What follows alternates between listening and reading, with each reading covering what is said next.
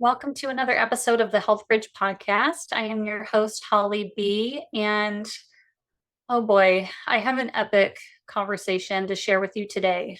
My guest today is Kyle Peche. After resolving a 7-year battle with his own health, with chronic fatigue, brain fog, panic attacks, and other very mysterious symptoms, Kyle developed a passion for healing others and alleviating their symptoms as well. As a certified mineral-nutritional balancing practitioner, he now uses what he's learned about detoxification, mineral nutrition, hair analysis, and functional medicine to help others not only recover from their mysterious ailments, but also to help them regain an ability to thrive in their lives. And I say it's an epic discussion because that is the part that we really dive in deep on, this ability to thrive in our lives, because that is really what living is all about, being able to have energy, being able to live our purpose, create an impact in our community, impact in our world, impact in our family life. And if we are sick, if we have brain fog, if we are subject to the immense amount of environmental pollution that's out there that is repressing our health, repressing our brain function, repressing our spirituality, and our ability to feel and communicate with others, then we aren't really able to live, are we? So not only do we get into more of the science and the health aspect of mineral balance, nutritional balancing, the immense amount of information that having hair analysis can provide you and guide you on your health journey. We get into all of that, and that's an excellent conversation on its own. But we take those topics and we really dive a lot deeper into the background of all of this. You know, I think I'm just going to leave it at that and let you dive in and see where it takes you. This is a long episode. We were going to keep it to an hour. I paused it at one point and said, "Do you want to just keep rolling with this?" And we decided to just keep going because it was just getting so good. So please take a moment to like and subscribe to this podcast wherever you're listening to it or watching it. That will really help our messages get out further, and it's a easy, free way to support what I'm doing here on my platform. So thank you so much for taking a moment to support us in doing that. And with that, I will let you dive into today's episode. Kyle, I'm so excited to have this conversation with you today. I have a feeling we're going to end up down a few different rabbit holes, which I'm super excited about. So, welcome to the show. I can't wait to get into this. Thanks for having me. Absolutely. So, Kyle, you're a certified mineral nutritional balancing practitioner. How did you get into that side of the health field?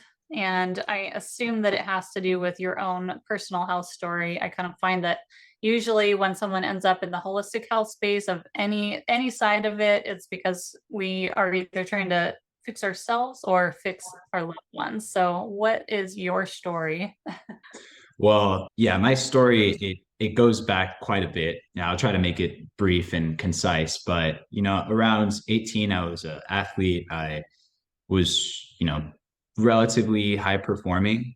What I didn't understand was I had a low degree of brain fog for most of my life. And then around 18, I had some sort of like emotional trauma with my family that caused all these symptoms to manifest seemingly overnight. Digestive issues, food intolerances, brain fog got so bad I couldn't remember my friends' names, even couldn't hold good conversations, couldn't really do basic things. I was so exhausted that I would need to sleep about 11 to 12 hours a day and was still tired all the time. So, pretty quickly that pushed me into desperation. I need to find an answer. I need to figure out what is going on with me? So I started where everyone else does. I go conventional medicine. Very quickly, I saw that they were either not understanding of my issues or they were just trying to throw me on pills. I tried some of those pills. They either gave me bad reactions or just didn't do anything for me. And I wasted a lot of money going to different specialists. And so I'm like, this is not the way. So then I started the whole internet research rabbit hole. And there's this kind of process I see people go through the same thing. It's like conventional, then it's doing your own research online, trying different diets, different supplements. And it's like you're reality testing all of this stuff, that sounds good in theory. And then you actually try it and you're like, oh, well, this doesn't give me lasting results. Oh, this is half decent, or this doesn't work, period. But yeah, I did all the diets. I did veganism, which we can touch on later as well. I did keto. I did, then I started going to natural healers and, naturopaths. And I even went to a doctor turned or a dentist turned natural healer. Just this wide variety of people and systems and protocols. I wasn't really finding good results with any of them. Each of them had their own wisdom and their things to glean, and maybe it would take me just a little bit further. But it wasn't until I came across mineral-nutritional balancing where everything kind of fit together. It was like, I guess, the last piece of the puzzle for me.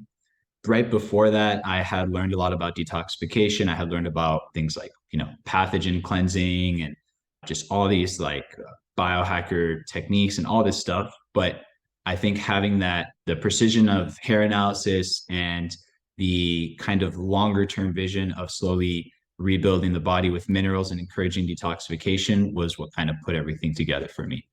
So yeah, I guess a stroke of luck is how I found it. And then, I found really quick healing with it within about 3 to 6 months. I had my energy back. I started being able to work and live my life again. And, it's been almost 3 years since then. And I got into coaching. I got certified as a practitioner very quickly as well.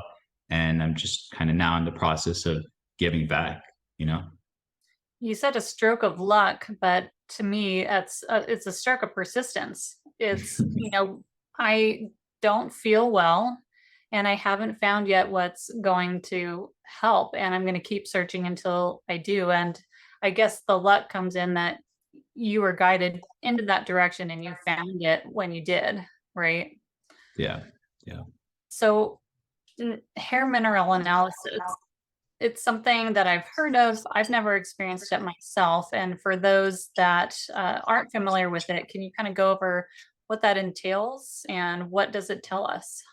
Sure. So hair mineral analysis is it's a very simple test with about an inch of hair closest to the scalp that analyzes about 20 different minerals and toxic metals.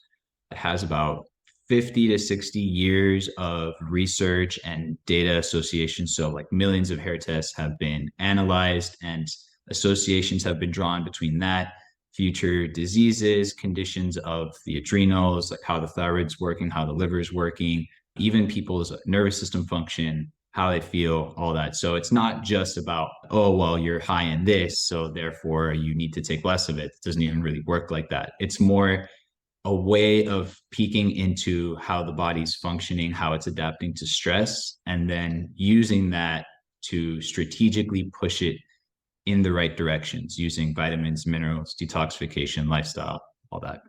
Mm-hmm. And yeah, so I'm curious, when you started testing, like when you found this road and you gave your hair for analysis, what did it tell you? Yeah, so I was in a pattern known as slow oxidation. It's a very common one, but it's essentially like one's metabolism, one's machinery has slowed down, usually reflective of poor adrenal function, poor thyroid function, poor nutritional status. So all my detox pathways had shut off. Essentially, I wasn't really eliminating anything. And because of that, there was just nothing coming out essentially on the hair test. So, the main focus for me was getting my oxidation rate sped up, getting my nutrients restored. And then on the next hair test, I started seeing everything coming out. I started seeing, oxide forms of magnesium off the charts. I started seeing like manganese in bad forms coming out on my hair test. I started seeing nickel. I saw lead. I saw mercury. I saw aluminum. I saw everything really. So So, so you said in the first hair analysis, nothing was showing up. So you're saying that because your detox pathways weren't actually detoxing things out of your body, they were being held into the body and not expelled through the hair. Is that what I'm exactly, exactly. So it's a pattern known as pore eliminators. When it's just super, super, super low, that just means, again, the body is retaining it just because we are constantly exposed to heavy metals. And if you're not excreting any of them, it usually means that it's being retained within the tissues. It's also very good for seeing exposures. So, I didn't have any exposures in that moment. If I did, I probably would have seen it on the hair test. But for example, people that drink well water will see manganese really high on the hair test, and that can lead to psychiatric symptoms. People with amalgam fillings will see super high mercury. One thing I'm seeing in everyone is really high aluminum. It was really high in my hair test as well. And there's reasons for this. There's certain things going on that is introducing aluminum to everyone. I think it goes by the name geoengineering. I don't really remember. But the fact of the matter is, everyone seems to be aluminum toxic. And that's one thing I often address right away.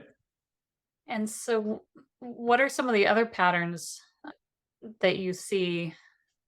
Like you said, there's the pattern that you were, which was you weren't detoxing. I assume that there are other patterns that people follow as well. Sure, sure. So yeah, I was in slow oxidation. My machinery essentially was really slow. Metabolism, energy levels, all that. I also, another one we see very commonly is there's sodium and potassium, two major electrolytes. We get a lot of information on the ratio between them, how high or low sodium is in relation to potassium. So you could think of the sodium to potassium pumps or sodium and potassium pumps in your nervous system. And there's a lot of information you can glean from that.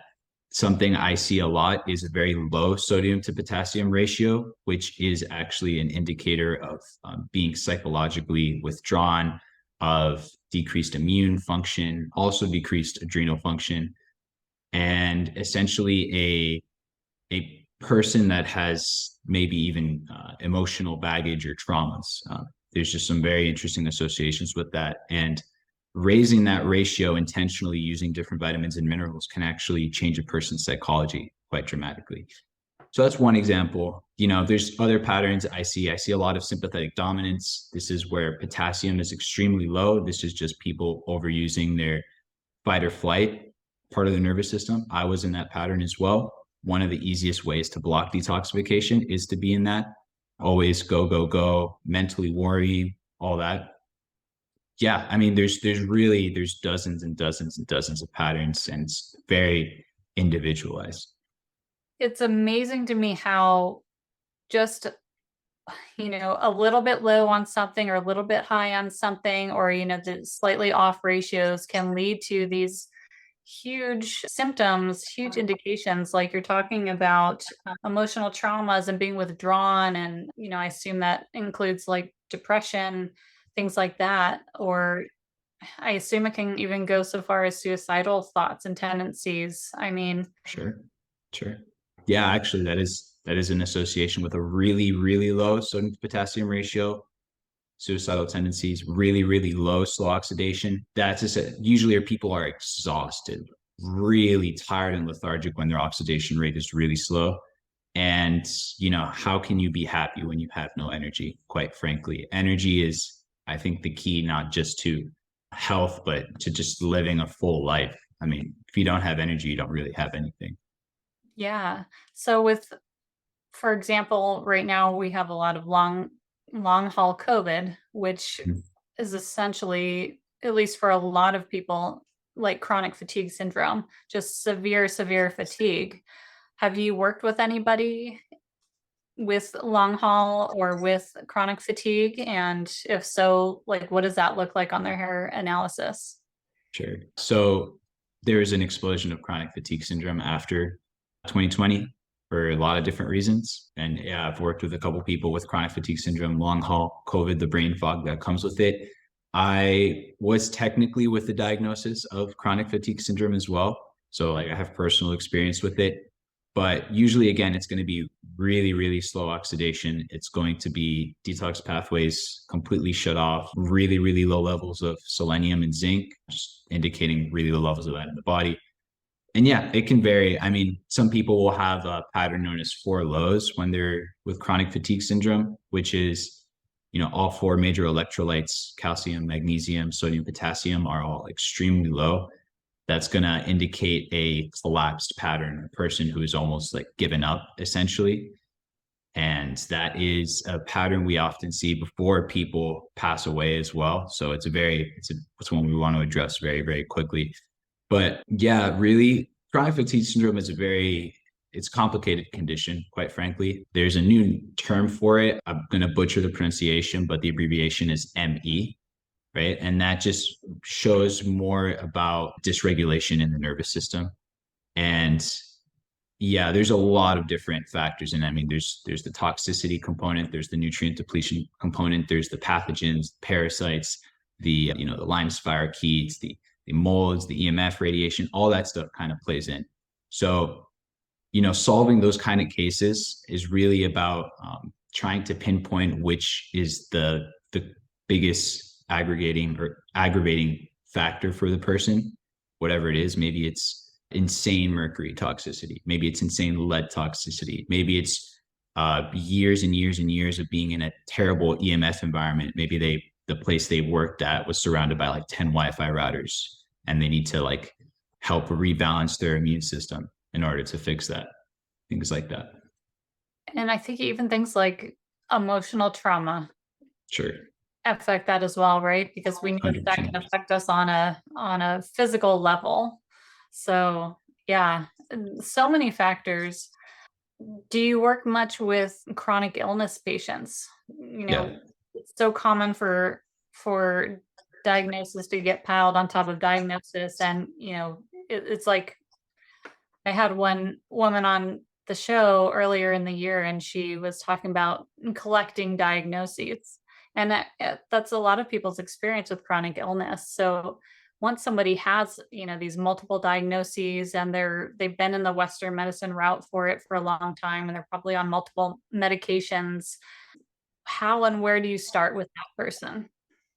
Well, the first thing would actually be to unravel the psychology. There's an attachment usually that happens to the diagnosis, an identity that gets formed around it, a fear that comes with thinking you are cursed to always have Lyme disease, to always have diabetes, to always have whatever labels you've been thrown. Because the medical system is essentially engineered to diagnose and treat separate conditions, and to diagnose many of those means more pills and procedures that they can sell versus what older healing systems and a lot of the successful alternative healers are doing, seeing the body in a holistic manner, seeing that dysregulation in the liver can cause issues with the gut, and then you then call that IBS, you then call that Crohn's disease, whatever. It's I think it's very important to work on that first and foremost, because until then, it's going to be like we're constantly at war with ourselves instead of working to heal ourselves and restore ourselves. So that's first part. And then, to go beyond that, it's a little bit difficult. It's going to be case by case, but generally going with the basics first, change a person's water, analyze their environment, see if they have major toxin exposures, see if they're dealing with emotional trauma and baggage, see if that's something they can work on their own with introspection, meditation, those kind of practices, or if they need professional help. And, changing their food, getting all the basics set up, and then we kind of work from there. How often do you retest hair when you're working with someone? I usually retest it every 3 to 4 months. It can be a little bit longer. It just depends on how intensely a person is working on their health. If they're working on their health very quickly, what happens is you'll be peeling back layers.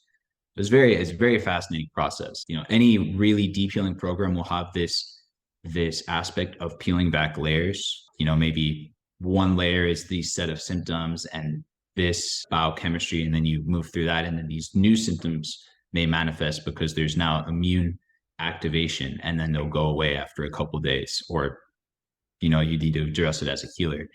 So yeah, so for example, you could be in slow oxidation, one hair test, and then 3 to 4 months later, after you know restoring your body, after starting your detoxification process, your own inner emotional work, you may flip to fast oxidation, and then your program needs to change accordingly. So that's why it's important to retest every so often. Yeah.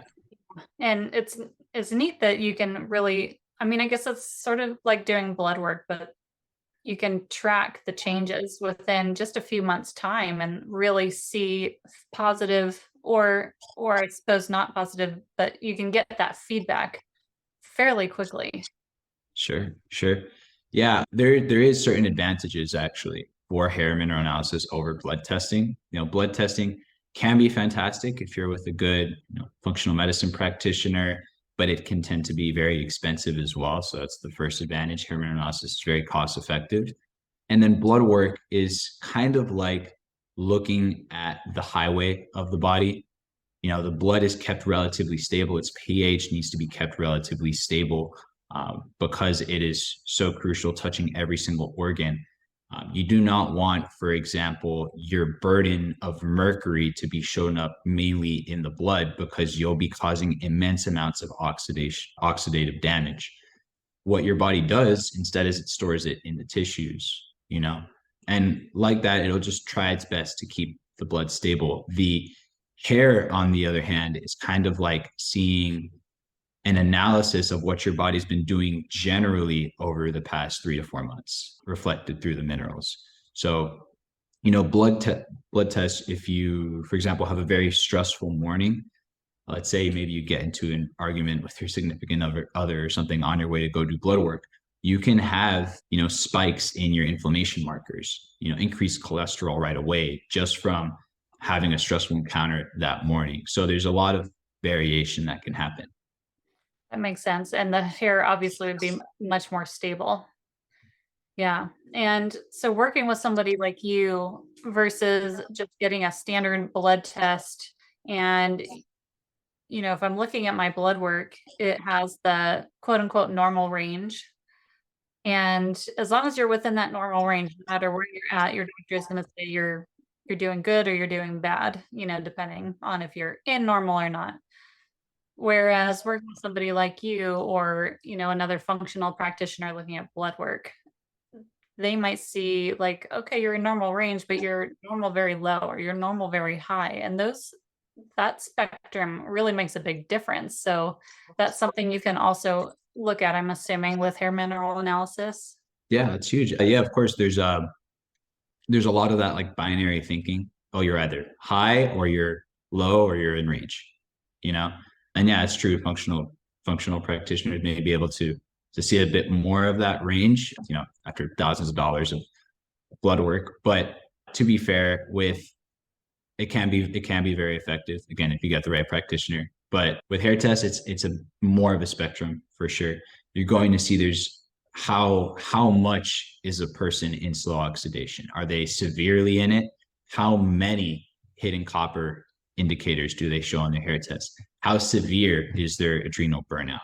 How intense is their retention of heavy metals? You know, there's a lot more of that. And because of that, you can see the progress actually a lot more effectively, because, you know, you may be in slow oxidation. One hair test, we may work to improve your body's overall metabolism so we can raise your energy. And you will see the next hair test, maybe that slow oxidation improves, but you're still in slow oxidation.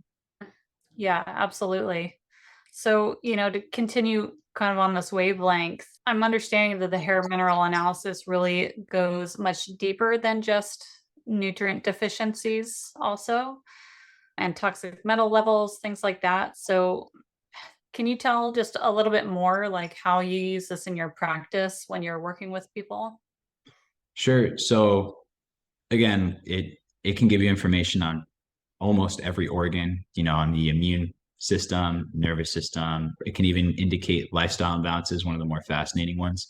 The ratio between calcium and magnesium will often indicate if it's severely out of whack, if a person is in a place that is, let's say, not the best for them. Maybe their job is very toxic, maybe relationships very toxic, maybe their home environment doesn't suit them. We'll often see a huge spike in calcium because of that, almost like they're walling themselves off with calcium from this stressor. So, just one example. But the way I will use it in my practice is to see the hair test along with, speaking with the client and really getting a deep understanding as to like where they're at, what's worked for them in the past, what symptoms they're dealing with.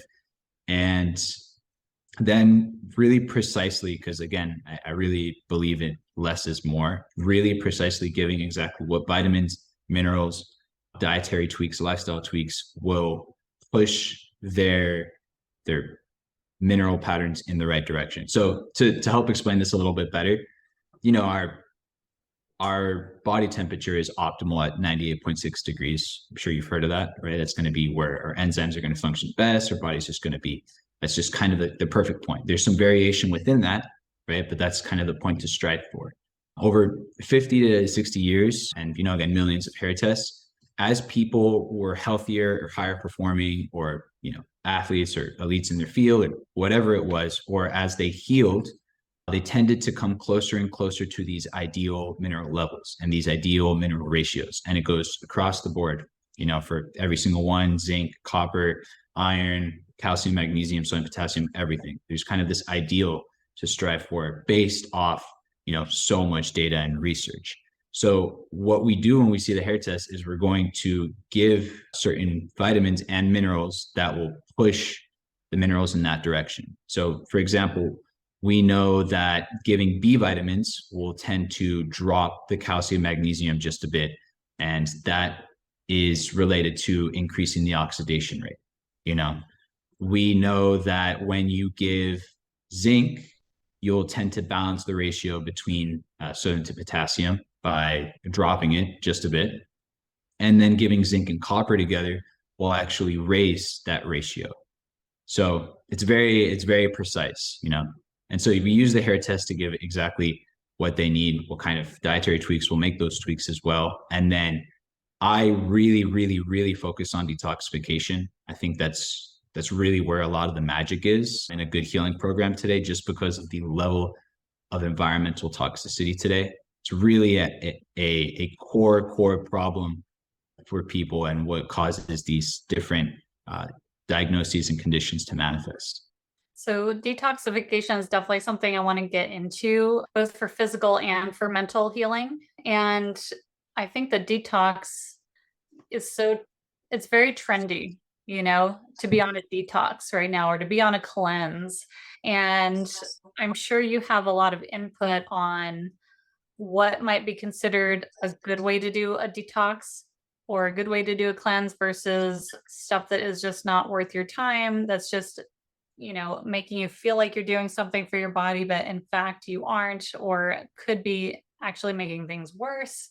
So tell me your thoughts on detoxification, how you go about detoxifying with your clients. And I'm sure, again, that's going to be individual based on the scenario, but maybe just give us a good overview of kind of how you approach that. Sure. So I'll definitely start with what doesn't work well, or what to avoid at all costs sometimes. So first off, there's this trendy idea of, you can do a juice fast for 5 days and get rid of all your heavy metals. You can make a juice with celery and cilantro and get rid of all your heavy metals if you do it for a couple weeks. And that's just not realistic. You really think you're going to do a weekend juice fast and get rid of decades worth of accumulated toxicity? Actually, more than decades, because our mothers will congenitally pass down their toxin. So it's generations of accumulated toxicity. So it's really not realistic to think we can get rid of it in a short term. We really need to have a very long distance approach to detoxification, because otherwise we can overwhelm our system. And that is the other issue, the other way I really don't recommend going about detoxification. using very harsh, intense methods like chelation, so like EDTA, DMSO, DMSA, that has its place under like a really, really skilled like practitioner, really, really skilled doctor, but it tends to cause a lot more issues than it helps. And the reason is as follows. When you give a intense chelator, chelators are going to essentially come and forcefully rip the metals out of wherever, and they don't do a good job of binding them. So what they'll do is they'll mobilize it. Maybe they'll pull some lead out of the bones. Now it's in circulation, and it may not go back to the bones or be excreted. It actually may now float around, causing oxidative stress and damage, and end up maybe in the kidneys, causing damage there, end up in the brain, causing new symptoms. So I personally went through chelation, and I had these kind of issues. And I didn't even use intense chelators. I actually used things like cilantro extract, and I still had really intense side effects from it, because people don't understand this idea of trying to force it out can often cause a lot more problems, a lot more harm than good. Another thing we see with things like chelation, so again, EDTA, cilantro, even some people have this issue with like chlorella. Just depends on the brand, depends on how much you use, all that, but it can see it, is when you rip the metals out forcefully, you'll tend to derange biochemistry. So an example, there's this idea called the placeholder. It's the placeholder concept. I can't remember which doctor came up with the idea, but it applies really, really well today in health. When we have an enzyme that works with zinc, let's say it works at 100% efficiency with zinc, it'll, catalyze whatever it needs to at best efficiency. Let's say we don't have enough zinc though. Instead of letting that enzyme not work at all, we can actually get something that's similar atomically, which in this case could be cadmium, to fit into that enzyme more or less. And now it'll work at, let's say, 10 to 20% efficiency.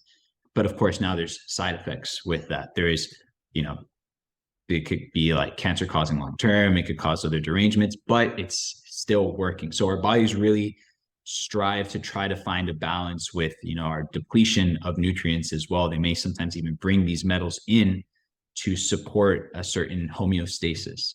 So when you take a chelator and rip it out of these enzyme binding sites, you can severely throw mineral patterns out of whack, which we can see on a hair test. For example, we see that metals can often perk a person's sodium to potassium ratio up, which is so important that Dr. Pollack, one of the main researchers behind mineral balancing, called it the life and death ratio.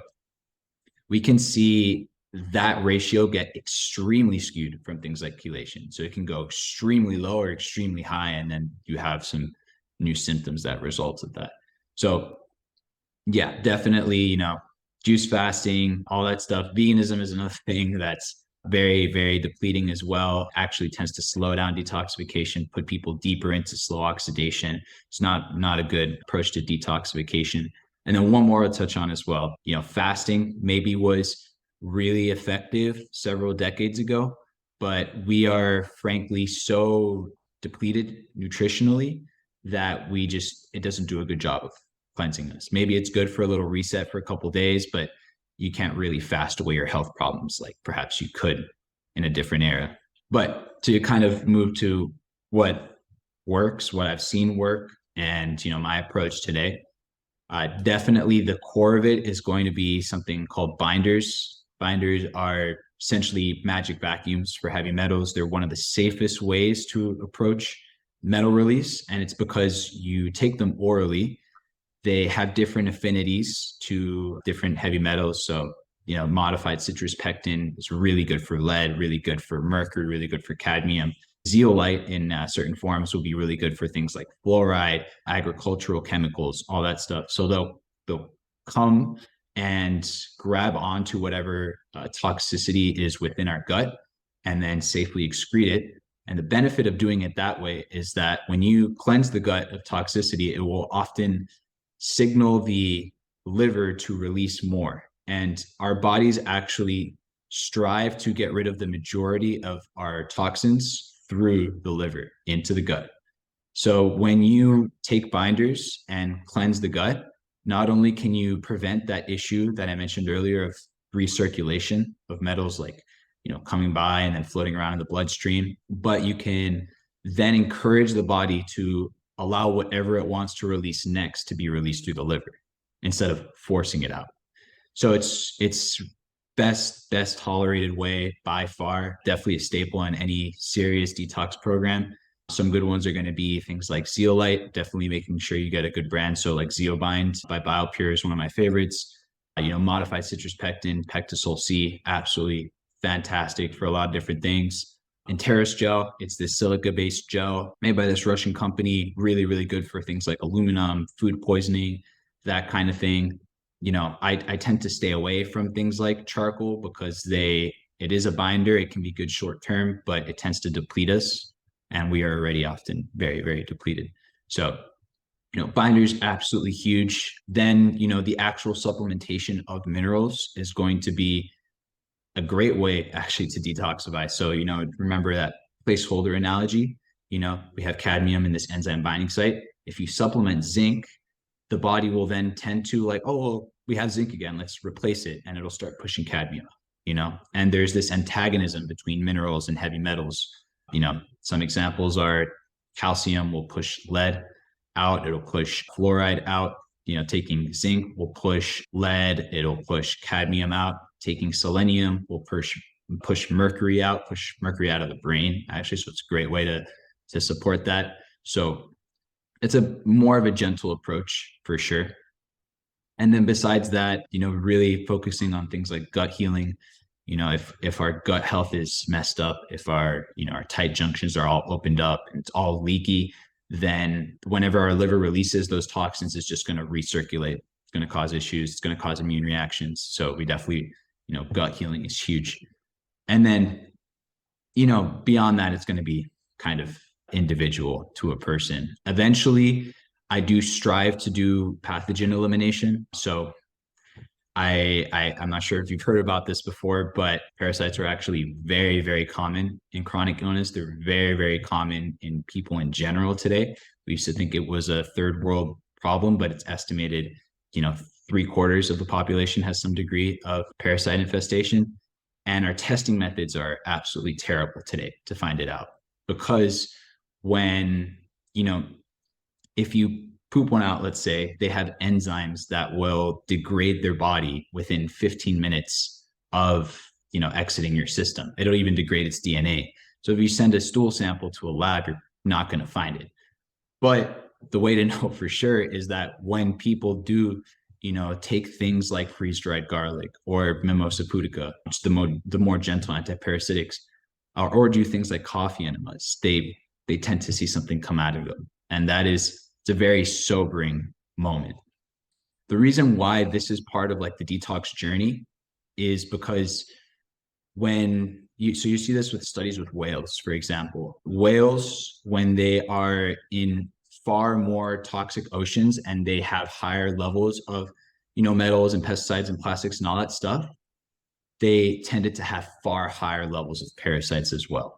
And the reason for this is that parasites have a great ability to concentrate toxicity in their bodies. So it's kind of like an adaptive mechanism. Oh, we can house you, but you need to store some of our pollutants, our metals, so it doesn't kill us. So what ends up happening is that we strike a weird symbiosis where they live there. And this includes things like Candida. This includes like the microscopic ones. This includes the larger body ones and all that. But we strike this agreement where, they take some of our life force, really. They take some of our food. They let go of their waste products. They emit their biotoxins, which change our psychology and how we feel, in exchange for, letting us survive with this insane heavy metal burden. So when you get rid of the basic layers of detoxification, you really clean it out and people are at a really, really good state, then you can cautiously approach parasite and pathogen elimination. And that's some real magic happens from that as well. Very important, very, very important. You don't want to skip steps, I used to see a naturopath who ended up calling herself the parasite whisperer because she was so good at helping people detox parasites. And her method of detecting, and I don't remember exactly what this is called, so I'll explain it, but she used a device that I think was made in Germany back in like the 50s or 60s, and it reads frequencies. So kind of like a tuning into a radio station, right? So she would use like a it looked like a metal pen, and she would put it on different like acupressure points along your hands and your feet. And it would be able to dial in and read where you were at with different levels of like your minerals or your different toxicities, what your vitamin balance was. But she could also dial in and see if you rang true for different types of parasites. It was really fascinating. Yeah, there's some of those for sure. One I'm similar that's kind of based on kind of like resonance and frequencies and that kind of thing is autonomic response testing developed by Dr. Klinghardt, absolutely like a guru in the fields. But yeah, in general though, like that's gonna vary. I don't know, how accurate what she was using was. I mean, maybe it is, but it just it's very difficult in general, especially with conventional tests, laboratory tests, and all that. It's going to be really, really difficult to detect this issue for sure. Mhm. Even to detect people's toxicity issue.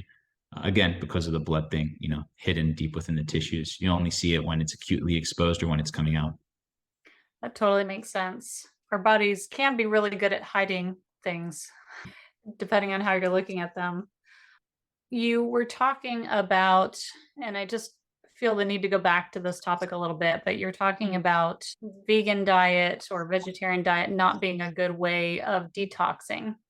And I'd love for you to dive into that a little bit more. I know that you said you were vegan, I think, for a year at one point. And if you could maybe talk a little bit more about your experience with that, and then just in your research and everything you've learned since then, feel free to go down some rabbit holes here. I'm just, Sure, it's so pushed on us. This I keep going back to the term virtue signaling, that sure, it's the way we need to be an upstanding human being and steward of our planet, sure, and sure.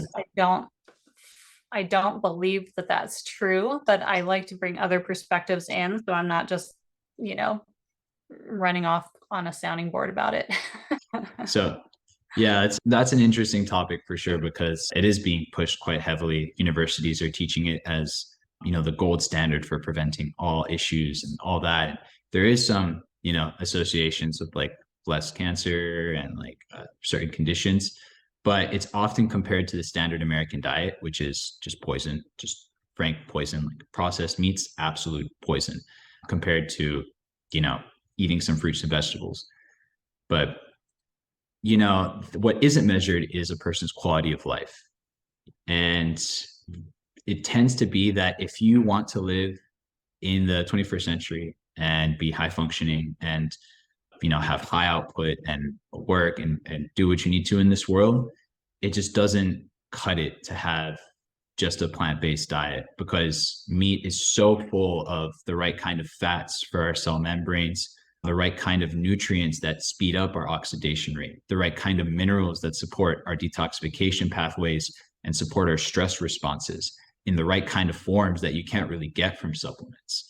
It's just such a superfood, really, really high quality meat that it's difficult to replace. Now, there is a space for sure for vegetarian diets and vegan diets and all that as you get older, and you don't necessarily need to have high output. You already have everything kind of figured out and you can spend more time in contemplation.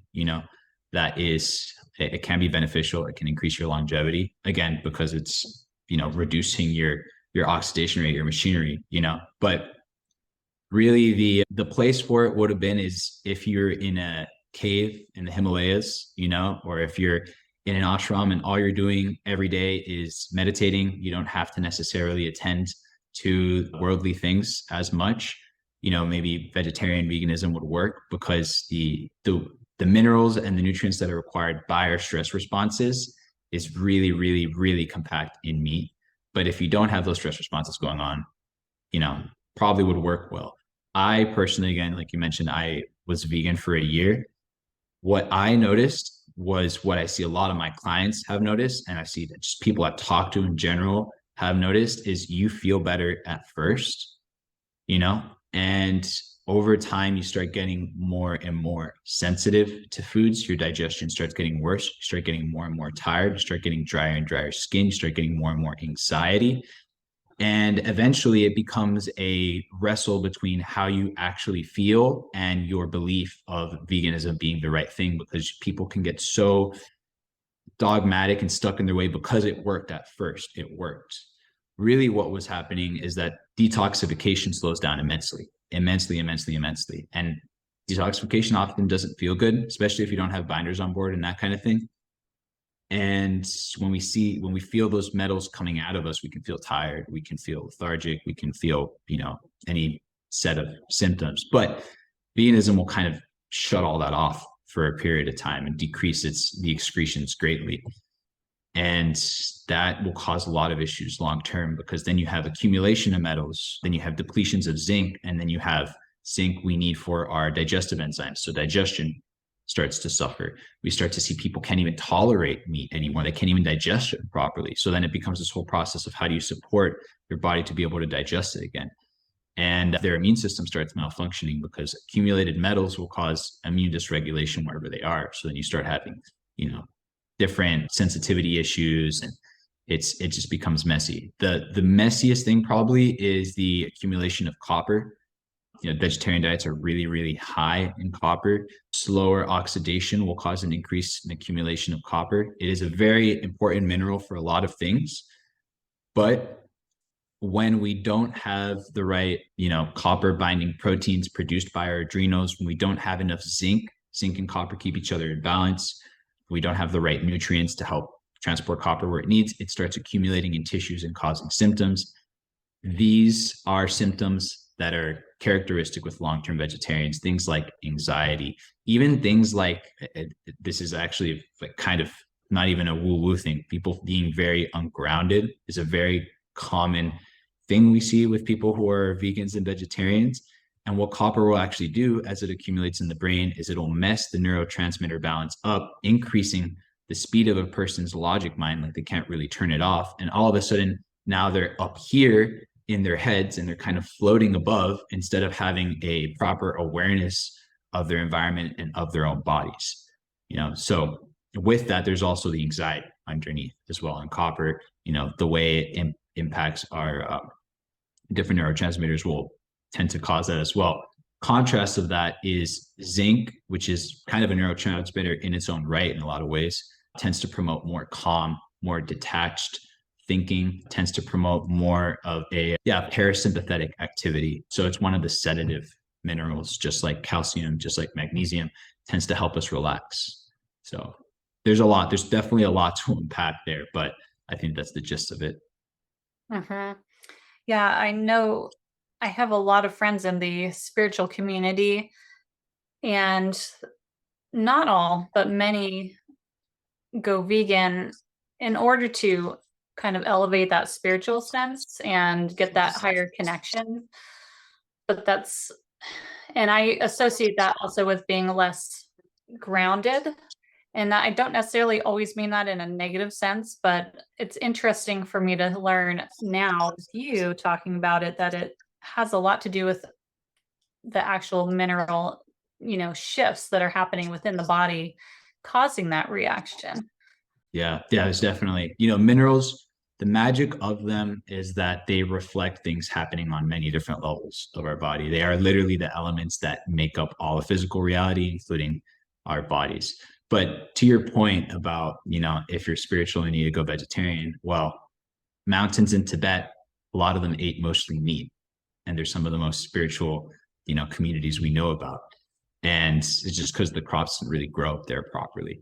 And so there's this aspect of, what is even spiritual today? Is spiritual like being up in like lofty new age ideas about like manifestation and law of attraction? You're just floating above, waiting all the good stuff to come? Or are you living in line with your purpose here on the planet? Because we are on the planet, and there's definitely things for us to do here.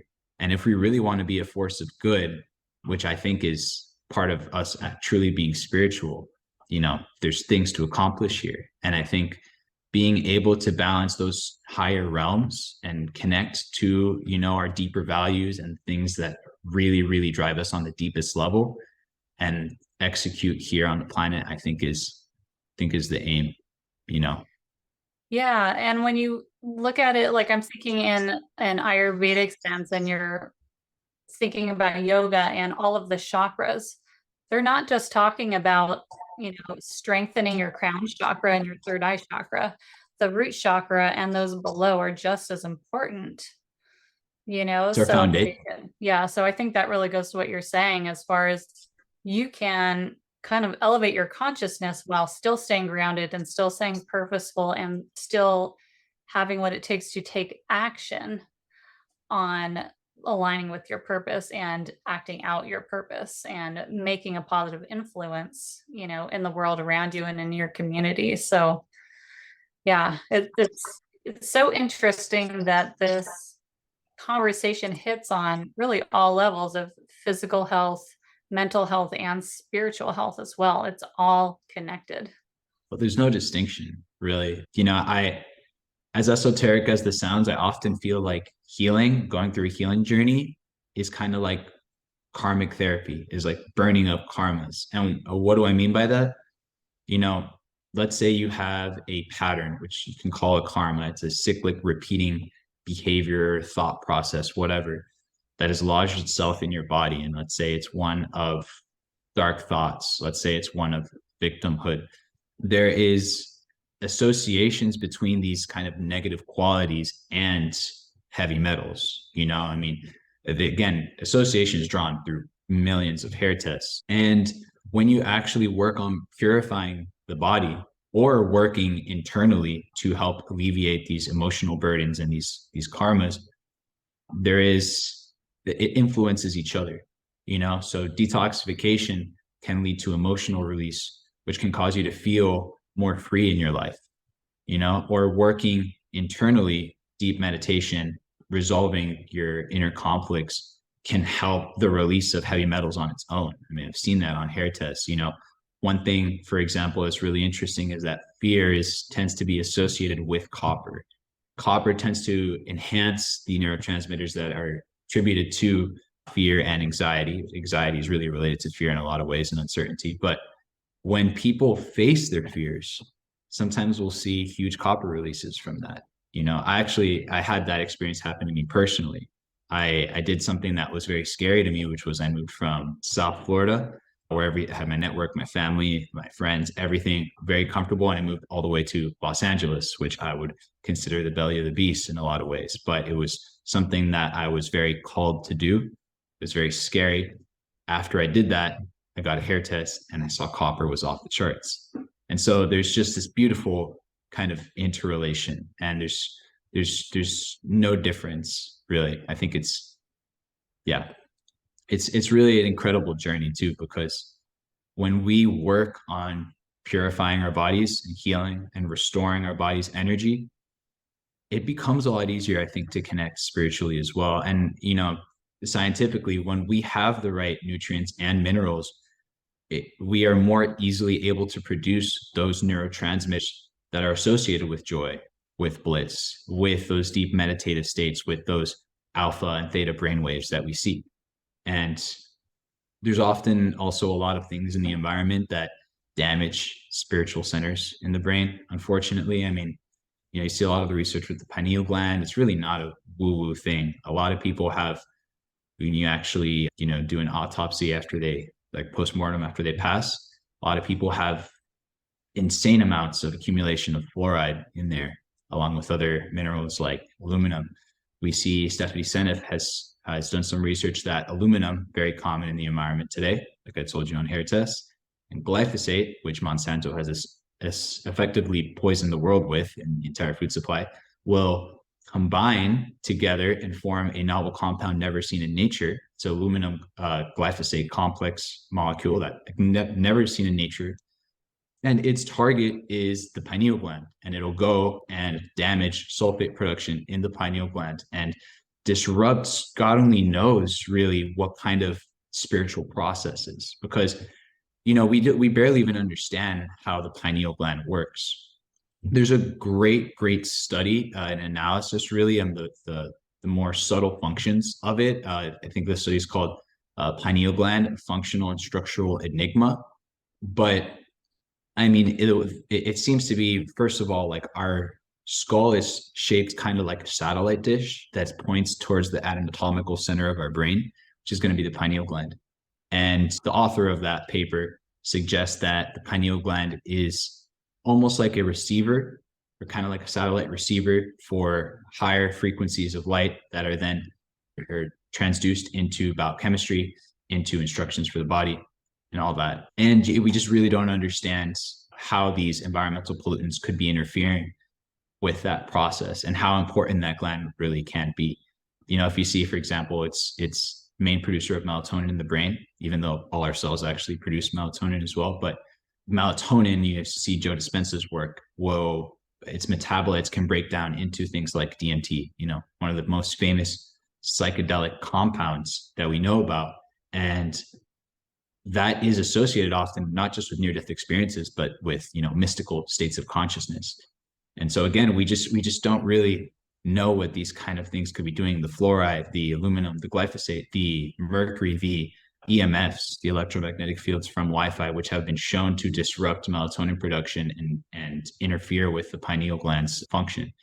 So the reason I say all this is because when one does detoxify their body, it can be essentially kind of like an awakening of the body to senses, to an ability to perceive, to be lucid in one's world that is just not capable when there's these layers and sludge of toxicity and poisons and chemicals and emotions and everything that just clouds our ability to see things clearly. So it can be definitely a very magic process. So that just opened up the door to another rabbit hole that I kind of would like to get into here. And some people are going to call this conspiracies, but the way I see it is that I don't know if it was necessarily started on purpose or what, right?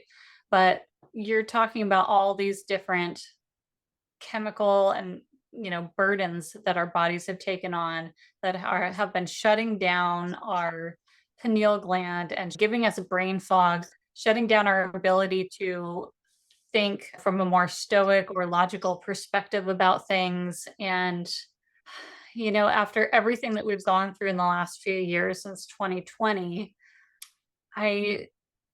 my mind has been opened up. Let's just say that my mind has been opened up to possibilities that I never would have believed in before. But I see now much more clearly different ways that, the government, for example, is trying to suppress us in different ways. I would love to hear your perspective on that. I know you've done a lot of research around this too. We can spin this into a gut health topic and talk about why we don't have enough nutrients in our food and why our guts are so affected by all these things and how that's triggering all this stuff as well. I'm going to give you a little free rein here and see which direction you want to take this in first. Sure. So yeah, it's definitely it's a lot to unload there. You know, Rudolf Steiner is this Austrian mystic back in the early 20th century, a man really, really far ahead of his time. I don't remember the exact quote, but I'll paraphrase him here. He essentially said, in the future, there will be a coordinated effort by the medical industry to separate the soul from man, to make people very, very intelligent, yet disconnected from the madness of higher realms. And, whatever he meant by that, it's difficult to know really, really for sure, because that's really quite a statement. But what I can tell you that I see firsthand is that people feel lost. People feel like they don't have purpose. People feel exhausted. People feel like they don't want to fight, like they want to give up. And a population like that is very easy to control. Population like that will like free, handouts from the government. A population like that won't really want to work and contribute and add value to society. And they'll also tend to just go along with whatever the unelected leaders of this world, again, keyword unelected leaders, will want to kind of push us down. So, there's just so many different facets that is damaging human health today. For example, the electromagnetic fields. A lot of people really, really think it's super safe. Like, oh yeah, it's no big deal. I just have my phone with me all the time and just sleep next to a Wi-Fi router that's putting out 5G signals all the time. No big deal. It doesn't really affect us. Oh, it's not like ionizing radiation that it's X-rays that will really mess me up. Non-ionizing is no problem. Well, World Health Organization has designated cell phone radiation to be a class 2B carcinogen. There are countless papers on the damage that these commercial frequencies cause on the nervous system, the immune system, and all that. Again, between 2.4 gigahertz, which is 4G, and 4.8, which is 5G. New studies coming out. Things like how it impacts the calcium voltage gated channels, how it causes, an increase in peroxynitrite, I think it was, just causing immense amounts of oxidative stress through many, many different mechanisms, deranging our immune system, damaging and causing inflammation in the brain in particular, which impacts our mental clarity, disabling our ability to release heavy metals as well. So, we've essentially put ourselves on a fast track. The people who have, or the countries who have pushed this 5G thing, we put it on a fast track to damage people's brain and cause the next generation to suffer levels of mental health issues and autism that probably are not even conceivable, because it keeps going up, year after year, decade after decade. I think it was, last I checked, it was like 1 in 30 kids were autistic. And there's some researchers that are suggesting, like I think like Senef and others, Mikovits, that will probably continue to go up. And it's quite a tragedy because this is a lost generation in a lot of ways unless we do something to it. But other countries, countries like Switzerland, countries like even Russia, really have taken a far more cautionary approach to the electromagnetic field situation. And they're therefore going to benefit from population with better working brains. Another example, fluoridated countries. Fluoride is a known neurotoxin. It's a known cancer-causing agent. It's known to diminish IQ. Yet it was pushed by these forces that be in the name of healthy teeth. Yet, okay, it reduces some cavities here and there, but that's topical. That's not even if you drink it. There's no associations. If you drink it, it'll improve your dental health. Worse even is it's associated with more brittle bones. You have more bone density, yes, more bone mass, but you have a poorer quality of bone that's more susceptible to fracture. So like what is even the benefit for our bones truly? There's so many other better ways to get rid of cavities, like raw milk, for example. Freaking loads of studies on that, improving dental health, definitely better than fluoride. And yet it's been so heavily pushed in different countries, and the countries that have highest amounts of it, like the US, actually have some of the worst health outcomes. Why is it that US spends the most in healthcare in the world, or one of the most in healthcare in the world, yet has the highest population of chronic disease? Like, it has some of the worst health outcomes in the world. So so what are we spending the money on? Where is that money being spent actually helping people, or is it going into the pockets of pharmaceutical interests that have probably infiltrated the government in many, many ways we can't even imagine? So, and then other countries have banned fluoride outright because of these kind of concerns. So why is it still even up for discussion? Why are people so adamant about it? There's so many examples. The thing of glyphosate, for example, it took so many years and really the heroics of Robert F. Kennedy to sue the the hell out of Monsanto to help bring this to light about how terrible it actually is. Researchers like Dr. Stephanie Seneff sees that glyphosate is probably causal in the associations, sorry, not the associations, the explosion of celiac disease and gluten intolerance. Many different studies where like fish that were exposed to glyphosate developed the same symptoms as celiac disease that we see in humans, and those that weren't didn't. Things like that, or the disruptions in the microbiome that glyphosate causes, destroys our different pathways that produce neurotransmitters that help us feel happy, like serotonin and all that. So there's just this seemingly coordinated effort to poison the public, and the motives of which anyone can speculate. I'm not really here to talk about that. What I am here to really say is that if we are aware of this issue, that there is the biggest issue facing people, period, this world, period, is not necessarily global warming and the change of climate and all that. It's the environmental pollution. It's the way that it's impacting people's health, right? Because if we have people who know about how to detox their bodies, how to properly care for themselves, if we have people in power stop polluting the environment in these ways, if we have soils that are actually regenerative and actually properly nourish us instead of introducing even more agrochemicals, we would have people who are more intelligent, who have more energy, who then can make better decisions, contribute better to society, and help put an end to so many other issues. Economically, people are going to be far more prosperous if they feel better, if their brains actually working properly. They're not dealing with all these chronic symptoms. And really at the root of this is going to be this environmental pollution and these things with, processed food and nutrient depletion. It's quite a crazy thing to see, because it is nothing short of warfare on the public. And again, the motives of which anyone can speculate what it is. Is it control? Is it power? Is it just a primordial battle between good and evil? I don't know.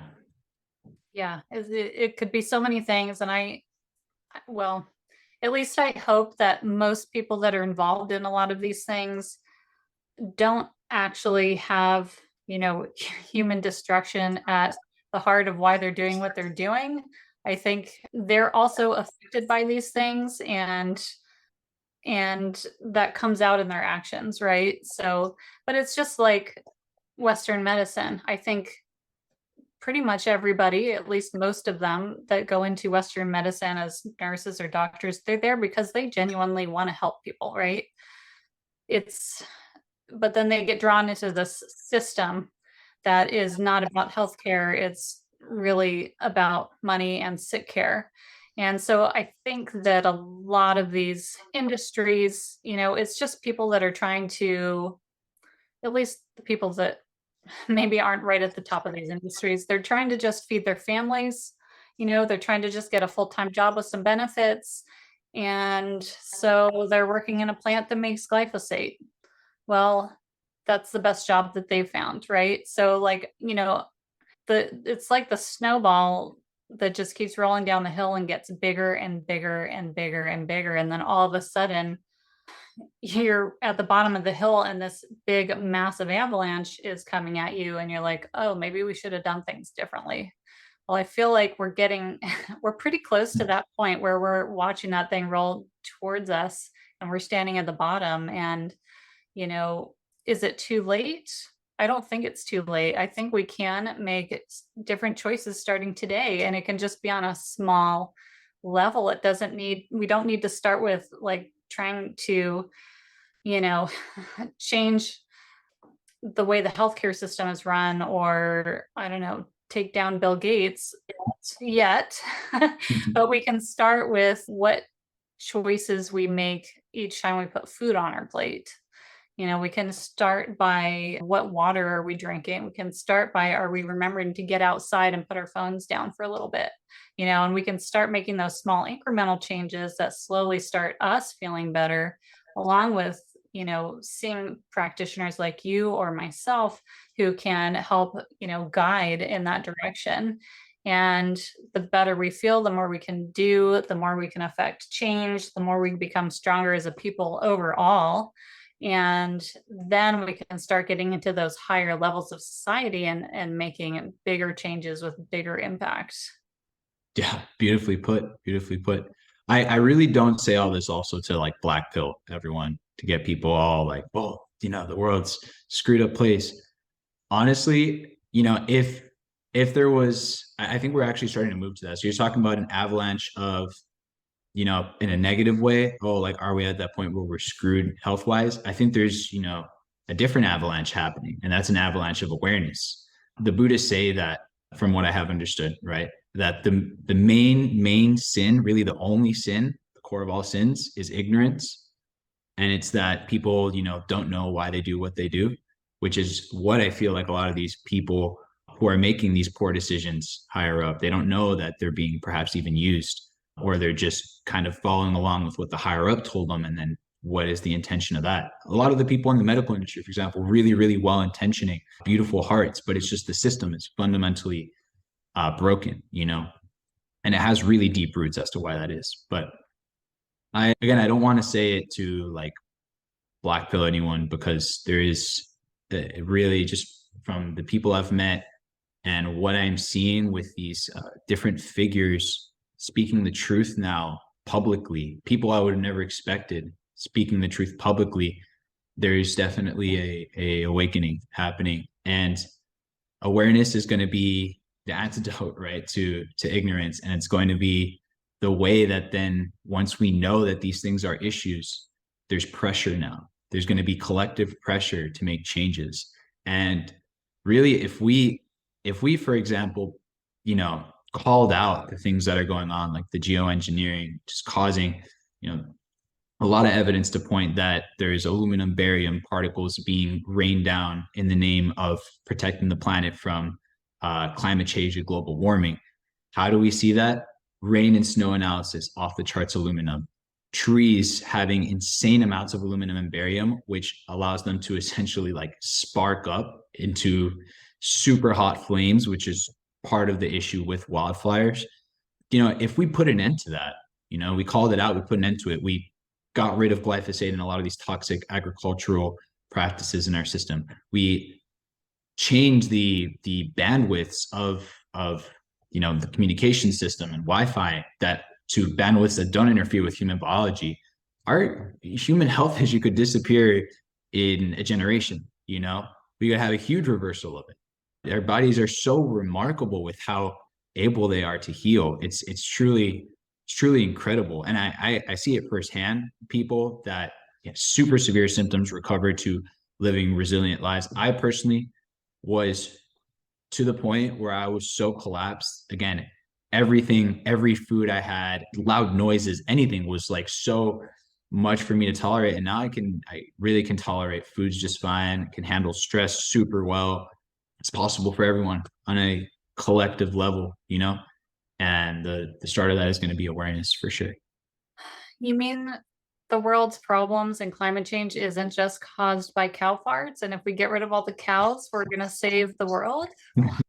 Probably not that easy, right? I Yeah, had to yeah. I throw mean, some sarcasm in there because that's, that is one of the narratives, right? And there's so many things that are used as a distraction for the realities of what's really going on. And so I think, again, I say this all the time, but I just invite our listeners to be curious and to, all those things that we just automatically agree with or go along with or assume are factual and truth.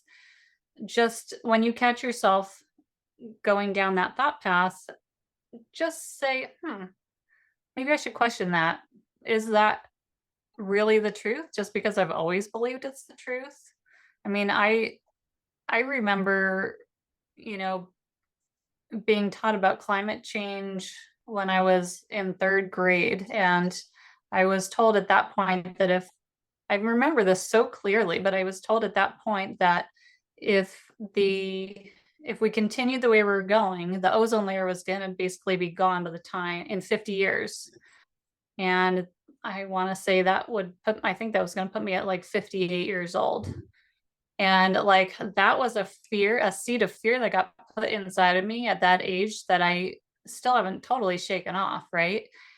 And I'm not trying to say we shouldn't be concerned about climate change, but let's think about the narratives behind it. Let's think about who is paying for the narratives behind it. Let's, whatever it is it a Western medicine belief that this is the way and the only way to health? Okay, I've grown up believing that. Why do I believe that? Has it always worked for me in every incidence? Have I seen other people that have benefited going in a different route? Well, that's curious, just opening up a sense of curiosity, taking down your walls, and just being willing to look at alternative viewpoints and alternative perspectives, I think is also how we are going to keep awakening to the realities. And it's not to say that I'm going to go do research on something that I up until now thought was not true, and I'm going to automatically change my mind and decide, oh, that is the truth. No, I might still stay within my original concept of what reality is. But at least I gave myself the chance. At least I opened up the door to have the conversation. And I think that's where, just society as a whole has to get to. We need to open up the door to conversation instead of just canceling everything that we don't agree with. Yeah. Yeah. There's no point in being divisive like that, because, the truth is going to be like, I have my viewpoint and my understanding of the world, and you have yours. And when we actually communicate, open communication, we can find out things about the world that we wouldn't have known otherwise. Or we can have little disagreements, but then we can share our points, and then now we can have a more expanded perspective.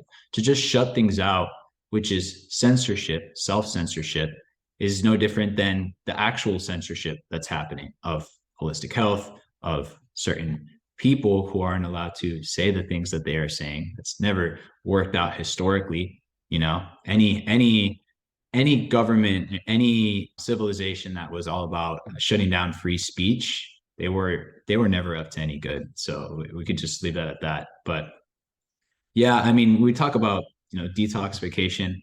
The most important toxin above everything else, above the aluminum, above the glyphosate, the mercury, metals, all that stuff. The most important toxin to thoroughly detoxify ourselves of is going to be fear, because that is going to be the way that we become manipulatable. That is going to be the way that we stop seeing things as clearly. Because, if we have that seed of fear from being told that the world's going to end, that we're going to be underwater, well, we may not actually look further into it. But if we do look into it, we'll see that since the 1960s and 70s, they have been coming out with articles and hit pieces that the world is starting to get way too hot, and then icebergs are going to melt, and then it's getting way too cold, and now it's getting way too hot again.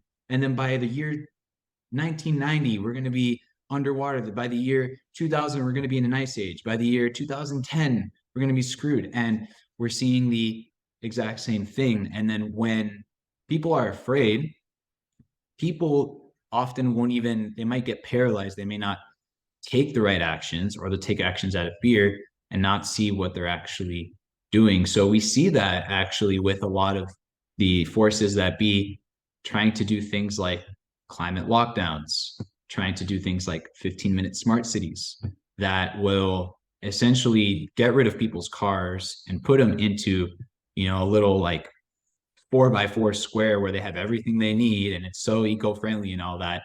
Part of that is that they will be, completely surveilled, and they'll be tracked based on their carbon emissions, all that stuff. This is not me making this up. This is stuff from like the World Economic Forum and the documents they put out publicly and what they've said.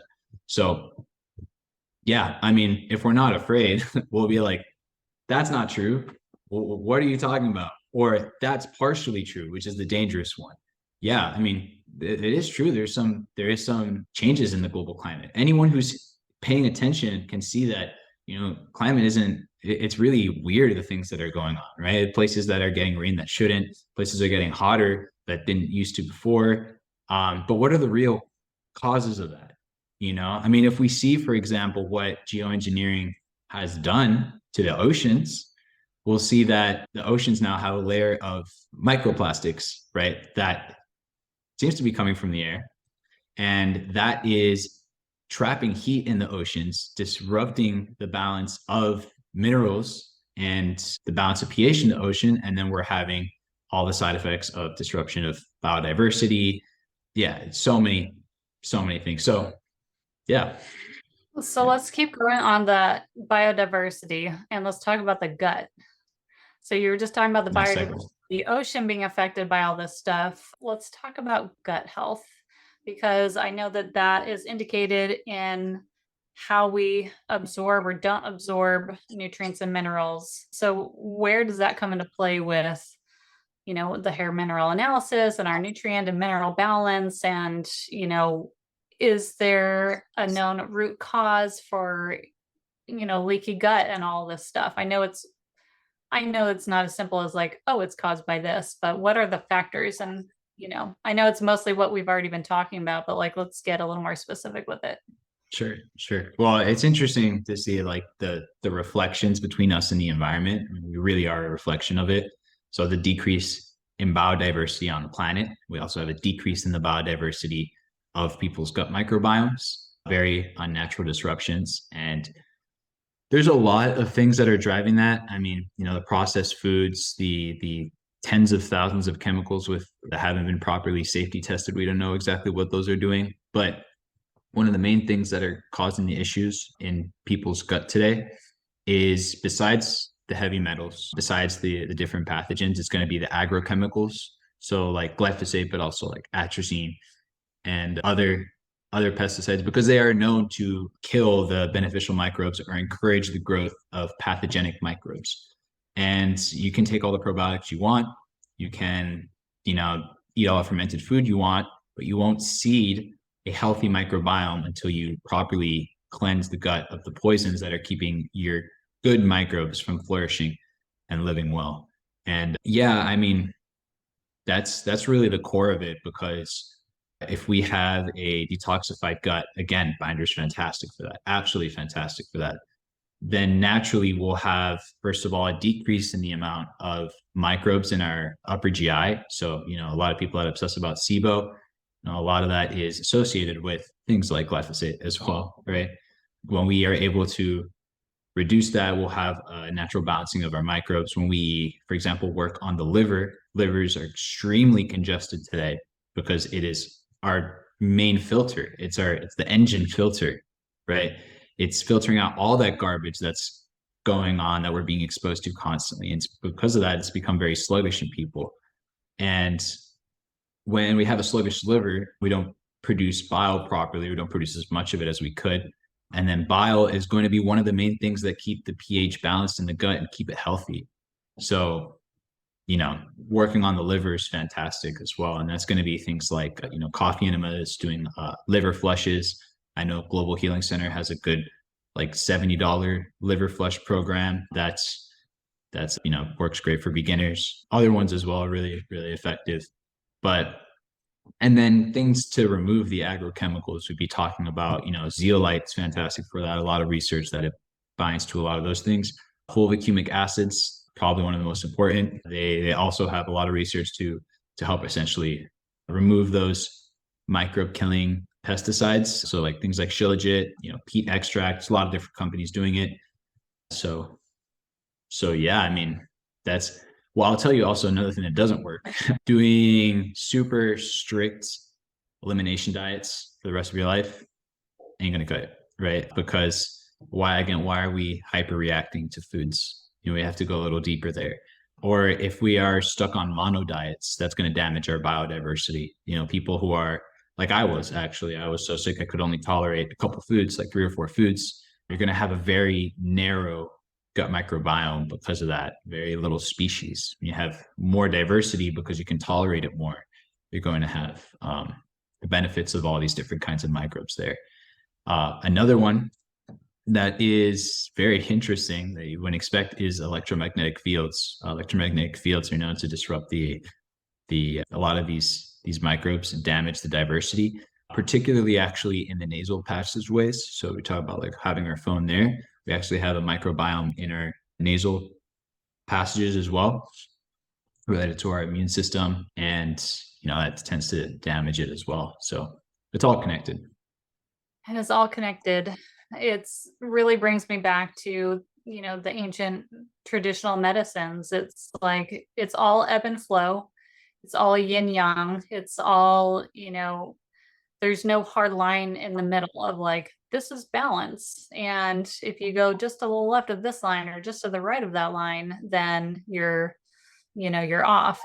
It's always a constant flow and a constant flux. But the more that we can do to support that gut health, to support those detox pathways, the less major fluctuations we're going to get with, with the gut biome, with our mental health, with our physical health, with our spiritual health.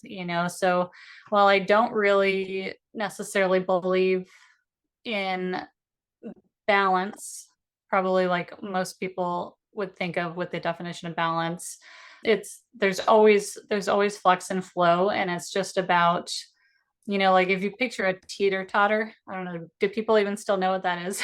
So I A guess, seesaw, a yeah, seesaw.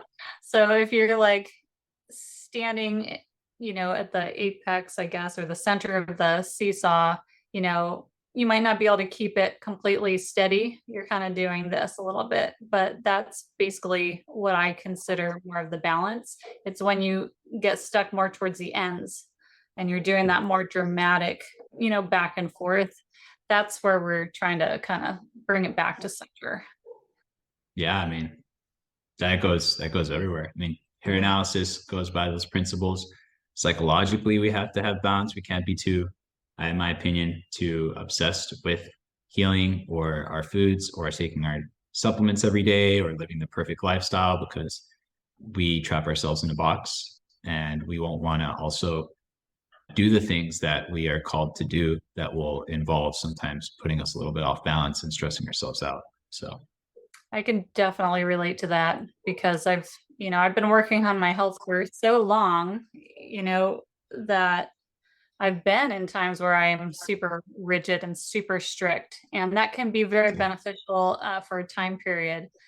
But when you get to the point where it completely runs your life, it really creates a fear cycle of like, well, I forgot my supplements on my vacation. Like, oh my God, like this is terrible. I have to go find a health food store. I have to do this, or, like it creates that fear cycle and that hamster wheel. And so I've learned to like, okay, for example, water is a big thing for me, like high quality water. I'm all about it. I've got, a couple different water systems here at the house. But when I travel, can I take my Kangen water system with me? Yes, I can. And I've done that.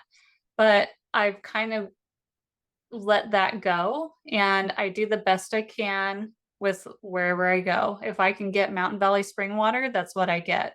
And I'll tell people all day long not to drink water out of plastic jugs.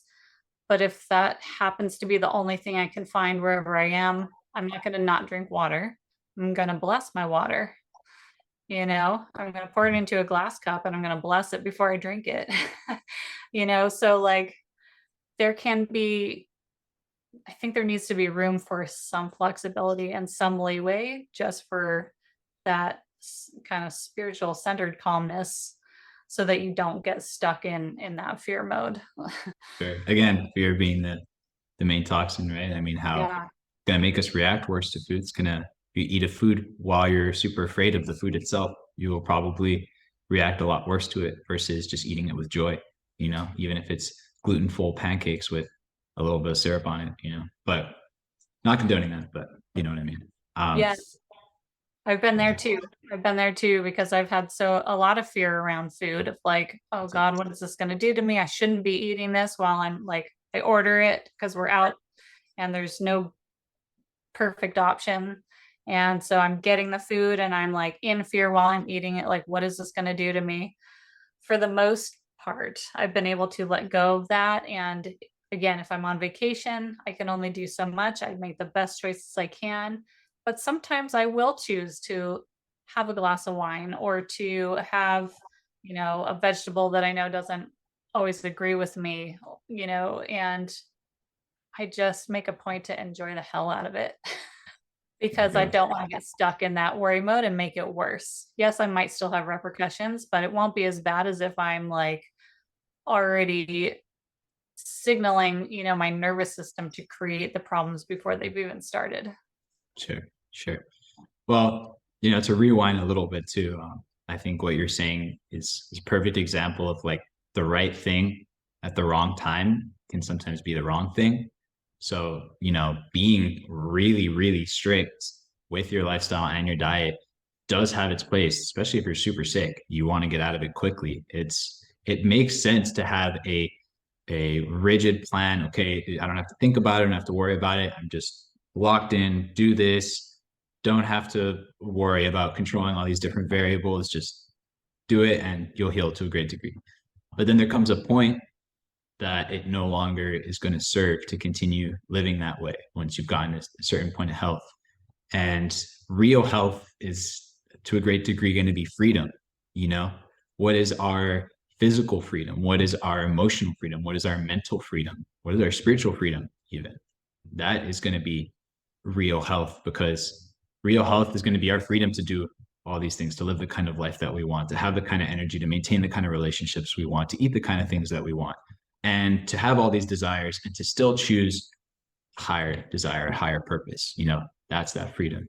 But at some point you're going to have to let go of that like super rigid lifestyle, and it's the same thing with hair analysis. That's why we do retests and stuff, because you know at one mineral pattern someone might benefit from taking copper. It might help them a lot, actually. If, let's say, again, if you have a low sodium potassium ratio, taking copper will like perk you up, make you feel a lot more uplifted, motivated.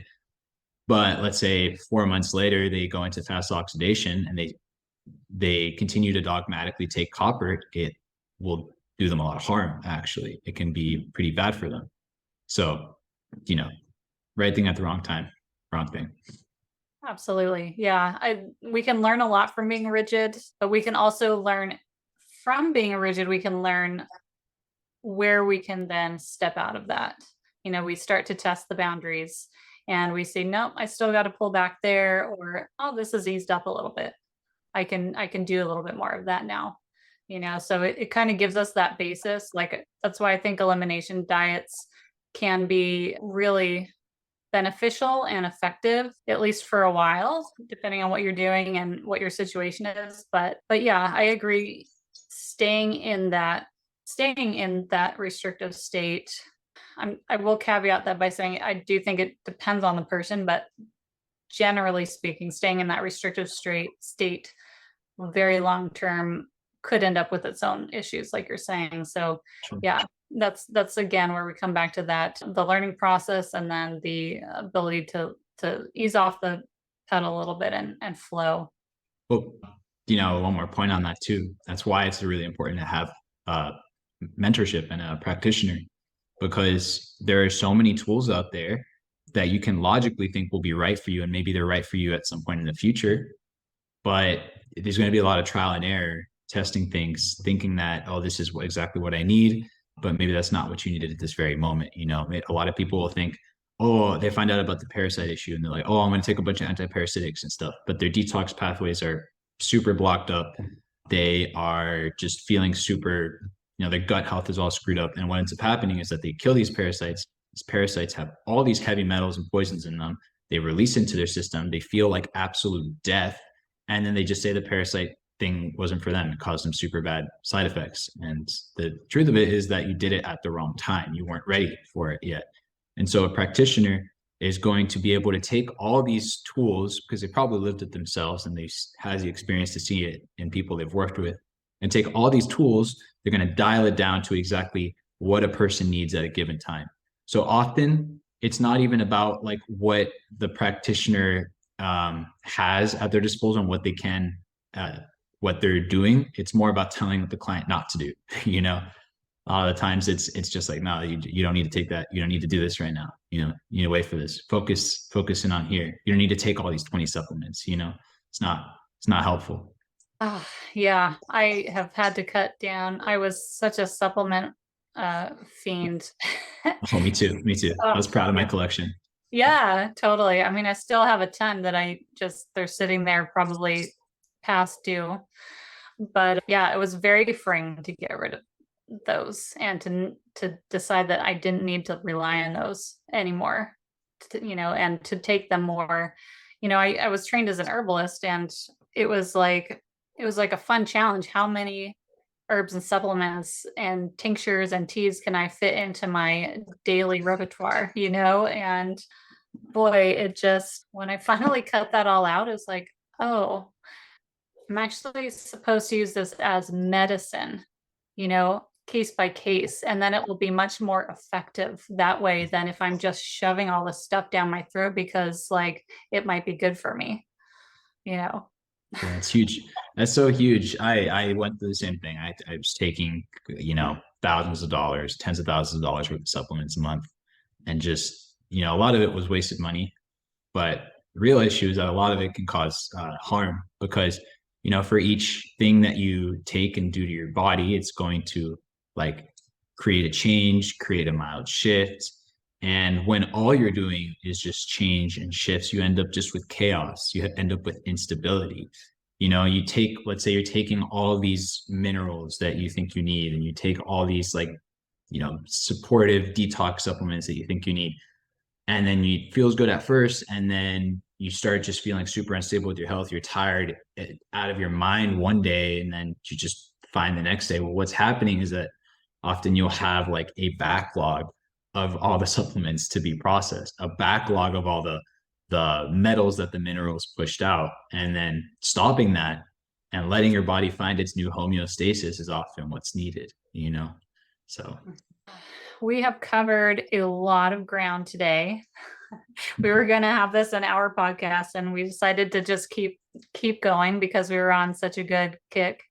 And I'm so glad that we did. Kyle, where can people find you if they're interested in learning more and possibly working with you? well, you could find me at www.jyoti, so JYOTI, mineralbalancing.com. You can also find me on Instagram at KYLE Kyle _Peche, PECHE. Find me on TikTok, Jyoti Mineral Balancing as well, spelled the same way, JYOTI. And yeah, I have a lot of videos, free resources for people on my website. I have a free guide with, I try to condense as much information as possible that is really applicable generally for people in terms of, like lifestyle, diet, detoxification, supplement, even subtle obstacles in healing, just so, anyone can get started regardless of their income or what their financial situation is. So yeah, yeah. Awesome. Kyle, I'm so glad that we connected, and I'm so glad that we had this conversation for other people to listen to. I think it will really help people, I hope at least, see health from another perspective, a new perspective maybe, and give them some more tools in their tool belt, so to speak, towards healing and towards just up leveling in all aspects of life. Thank you so much, Kyle. Thank you for having me on. It was a lot of fun. A great pleasure. I have had, now that I'm almost at my year mark on doing this podcast, I have had incredible, amazing conversations with so many different types of people and practitioners and healers and educators. But I have to say, this conversation with Kyle has just really went so much deeper than most of the conversations I've had leading up to this. I am I'm really taken aback by the depth of knowledge that Kyle has. And one thing that he said that I really want to pinpoint for you that really struck me as just like the mic drop of solid truth was he said, fear is the biggest toxin to eliminate. And I have to just reiterate that and I want to shout it from the rooftops. Mindset is the first thing that I work with my clients on when I start coaching someone.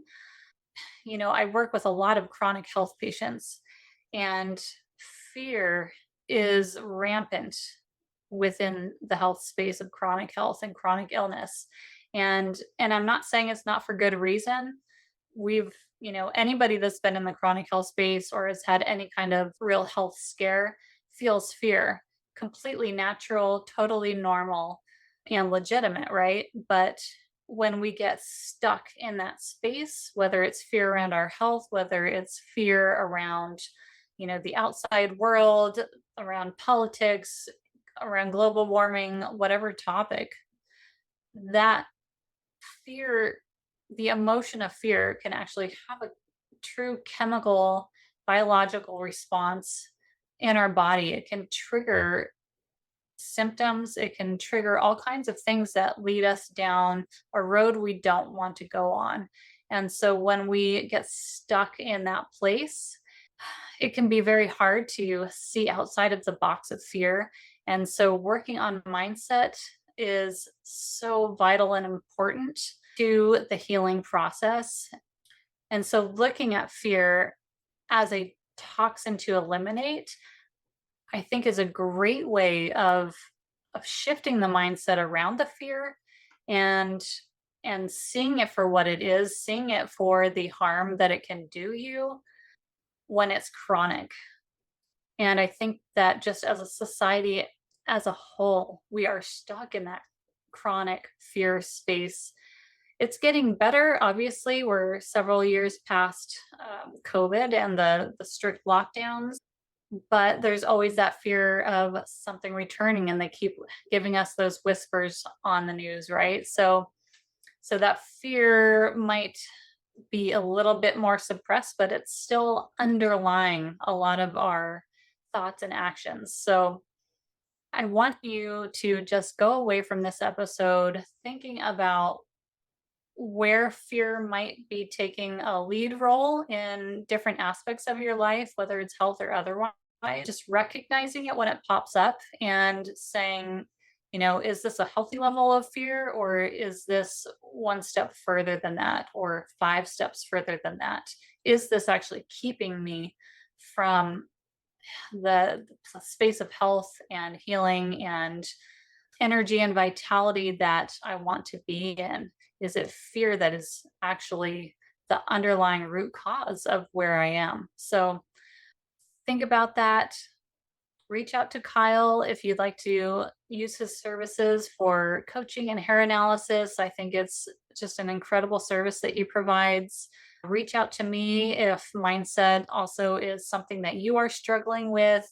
Again, that is something that I coach on very thoroughly, as well as the lifestyle shifts that can help support you in your health journey and your wellness journey and just your movement towards that thriving and purposeful energy.